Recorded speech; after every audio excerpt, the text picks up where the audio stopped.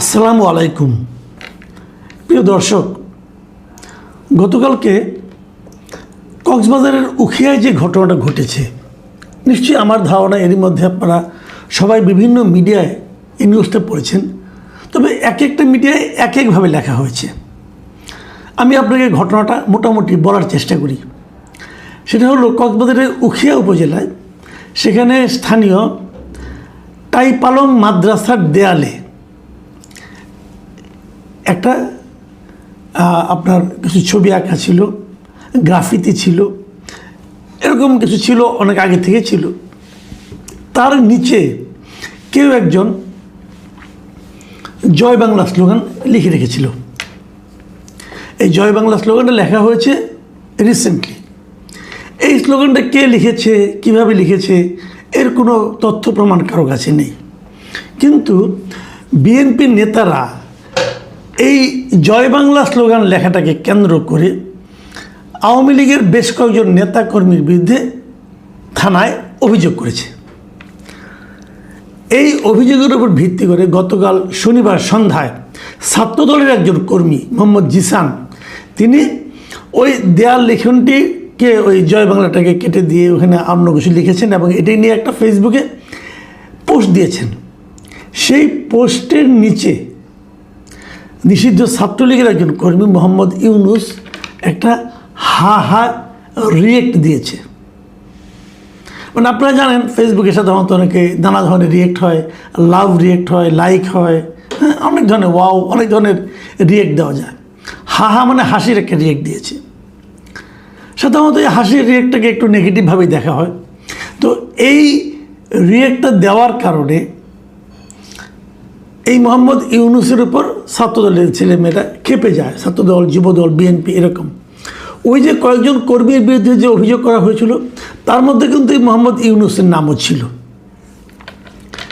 আমি এই যে খবরটা, ঘটনাটা বলছি, এটা আমি প্রথম আলোতে এভাবে পেয়েছি, সেটা আপনাদেরকে বলছি। এখন এটাকে কেন্দ্র করে শনিবার দিন রাতে, মানে গতকালকে রাতে, বিএনপির এবং ছাত্রদলের কয়েকজন নেতাকর্মী এই মোহাম্মদ ইউনুসকে আটক করে মারধর করতে থাকে এবং এই সময় তাকে রক্ষা করতে তার স্থানীয় কিছু বন্ধুবান্ধব এবং একজন এনজিও কর্মী SM ইমরান তাকে রক্ষা করতে যান, মানে এই মারপিটতে তাকে বাঁচাতে যান। এই বাঁচাতে গেলে ইমরানকেও বেধড়ক পেটানো হয় এবং ইমরানকে মারা হচ্ছে এই খবর শুনে তার মা সৈয়দা বেগম ছুটে আসেন ছেলেকে রক্ষা করতে, এবং ছেলেকে রক্ষা করতে গেলে তাকেও পিটানো হয় এবং এই পিটুনিতে সেই সৈয়দা বেগম ঘটনাস্থলে অজ্ঞান হয়ে যান। পরে তাকে উদ্ধার করে থানা হাসপাতালে নিয়ে যাওয়া হয় এবং সেখানে চিকিৎসক তাকে মৃত ঘোষণা করেন। এই হলো প্রথম আলোর বর্ণনা। আমি যদি এই বর্ণনাটা, আমি আরও কয়েকটা পত্রিকা পড়েছি, আমি দ্য বিজনেস স্ট্যান্ডার্ডের বর্ণনাটা একটু আপনাদেরকে পড়ে শোনাতে চাই। সেখানে বলা হয়েছে, এই যে SM ইমরান, তার আরেকটা নাম আছে, তার নাম হলো আব্দুর রহমান। এই আব্দুর রহমান সৈয়দা খাতুনের ছেলে।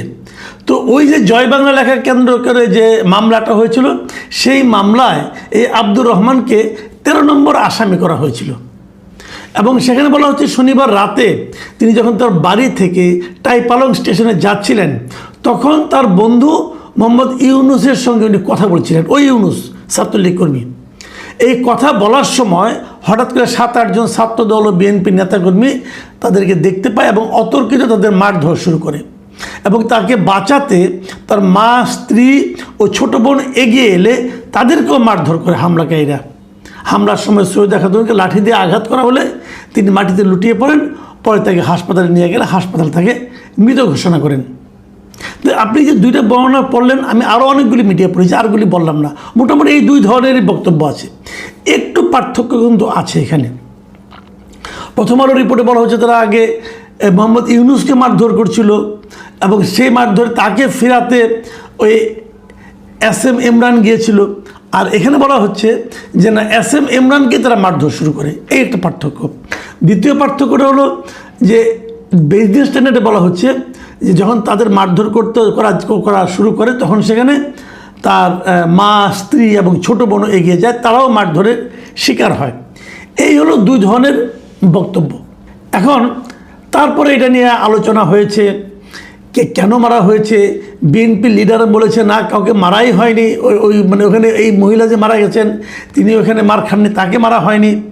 এবং তারা বলার চেষ্টা করেছেন যে ওই নারী মারা গেছেন অসুস্থ হয়ে, থানাও বলছে ওই নারী অসুস্থ হয়ে মারা গেছে। বিএনপির নেতাকর্মীরা বলছে যে আমাদের উপর চক্রান্ত করা হয়েছে, ওই নারীর উপর যে হামলা করা হয়েছে এমন প্রমাণ কেউ দেখাতে পারবে না।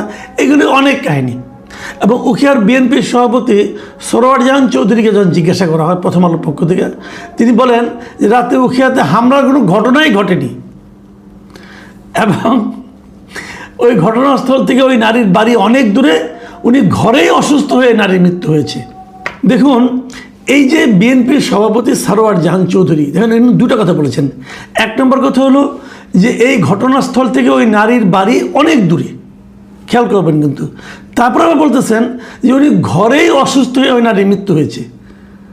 তাহলে কি মামলা মোকদ্দমা তাদের বিরুদ্ধে অভিযোগ করার জন্য ওই মৃতদেহকে এখানে নিয়ে আসা হয়েছিল? ভাবুন, মানে ক্ষমতার দম্ভ মানে অনেক সময় মানে এতই হয়ে যায় যে কথাবার্তা বলার সময় যুক্তি আছে কি না আছে এটা দেখারও তারা কোনো প্রয়োজন মনে করে না, যা ইচ্ছা বলে দিল। কারণ তারা জানে আমি যা ইচ্ছা তাই বলি না কেন, আমাকে তো ধরার কেউ নাই, ক্ষমতা আমার হাতে, সরকার আমার, পুলিশ আমাকে কি করবে, প্রশাসন আমাকে কি করবে। আমি কতগুলি কথা বলি এখানে। এই মৃত্যু নিয়ে আলোচনা অনেক হচ্ছে। সন্তানকে বাঁচানোর জন্য মা এগিয়ে গিয়েছে, মা সন্তানকে জড়িয়ে ধরেছে, সন্তানকে যে বাড়িগুলো দিতে চেয়েছিল সেগুলো মায়ের গায়ে লেগেছে। মা বয়স্ক মানুষ, অসুস্থ হতে পারে, সেই বাড়ি খেয়ে উনি মারা গেছেন। কিন্তু মারপিট তো একটা হয়েছে, বিএনপি কিন্তু দাবি করছে ওখানে কোনো মারামারি হয়নি। তাহলে হলোটা কি? এবং ইন্টারেস্টিং হলো পুলিশ এখান থেকে কিন্তু আটক করেছে ওই আব্দুর রহমানকে, মানে ওই ইয়াসিন ইমরান যিনি আছে তাকে আটক করছে। বলছে তাকে নাকি জনগণ ধরে পুলিশের কাছে হস্তান্তর করেছে। মানে একটার পর একটা ঘটনাগুলো মিলিয়ে দেখুন, খুব একটা পার্থক্য পাবেন না আগের সরকারের আমলে যা হতো তার সঙ্গে। আমি এখানে কয়েকটা কথা বলি।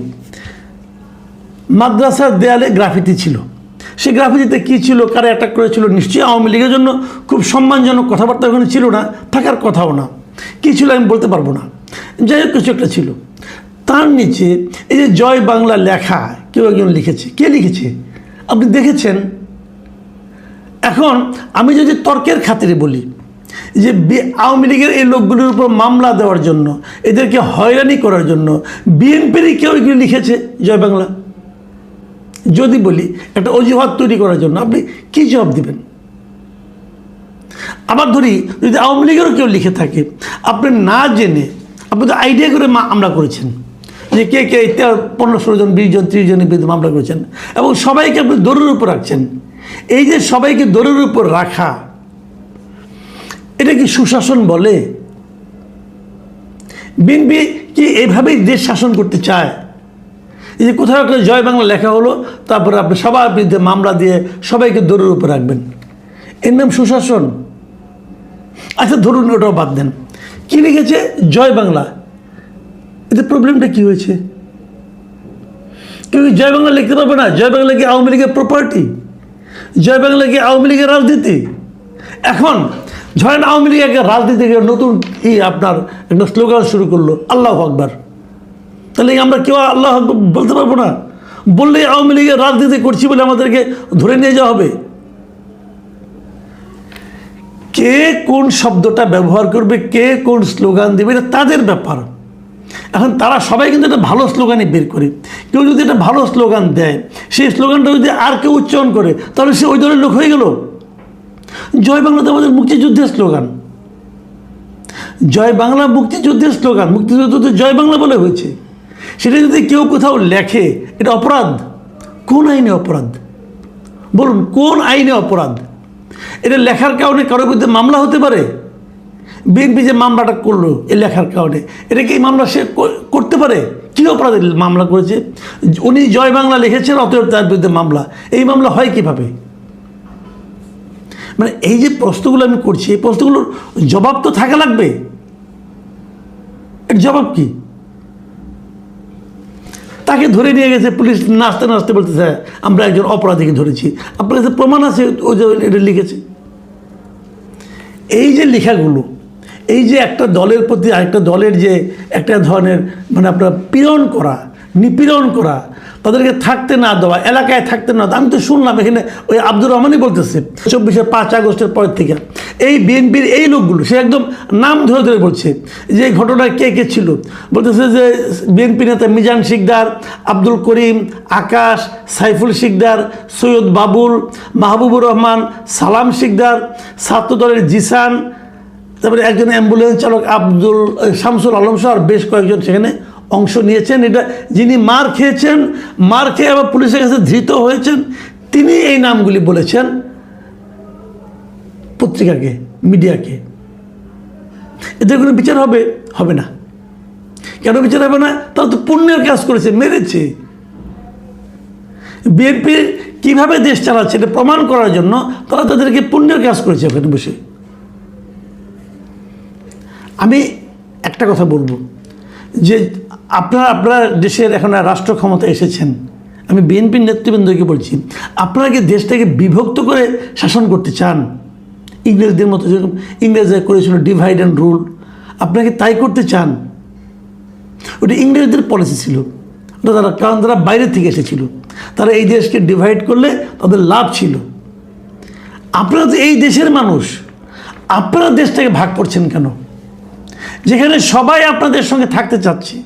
গত নির্বাচন আওয়ামী লীগের লোকজন কি বিএনপিকে ভোট দেয় নাই? দিয়েছে তো।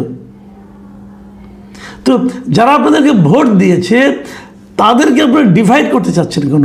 তাদেরকে আপনি বিতাড়িত করতে চাচ্ছেন কেন? আমার কেন জন্য মনে হয় যে বিএনপি যারা কেন্দ্রে আছে, তারা যেভাবে দেশ চালাচ্ছে, তাদেরকে বেইজ্জতি করার জন্য, পচানোর জন্য দলের একদম তৃণমূল পর্যায়ের এই লোকগুলো, এই ধান্দাবাজগুলো, তারা থামবে না, তারা এটা করতেই থাকবে। আমরা দেখেছি যে নির্বাচনের আগে বিএনপি কিন্তু